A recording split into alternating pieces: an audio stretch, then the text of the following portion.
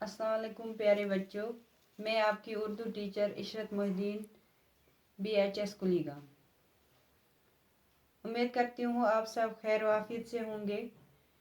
آج ہمارا موضوع ہے مرثیہ کی تعریف، یا ہم کہہ سکتے ہیں مرثیہ کسے کہتے ہیں۔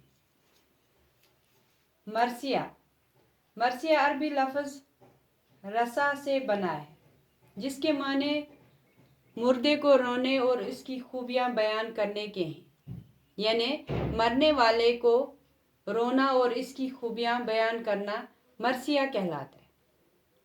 مرثیہ کی صنف عربی سے فارسی اور فارسی سے اردو میں آئی، لیکن اردو اور فارسی میں مرثیہ کی صنف زیادہ تر اہل بیت یا واقعہ کربلا کے لیے مخصوص ہے، لیکن اس کے علاوہ بھی بہت سے عظیم شخصیت کے مرثیے لکھے گئے ہیں۔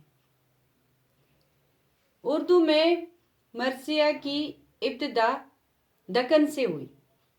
دکن میں عادل شاہی اور قطب شاہی سلطنتوں کے بانی امامیہ مذہب کے پیروکار تھے، اور وہ اپنے ہاں امام باڑوں میں مرثیہ خوانی کرواتے تھے۔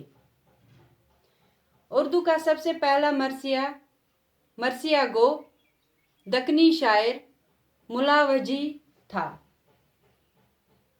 لکھنؤ میں اس صنف کو مزید ترقی ملی اور میر انیس اور میر دبیر جیسے شعراء نے مرثیہ کو اعلیٰ مقام عطا کیا۔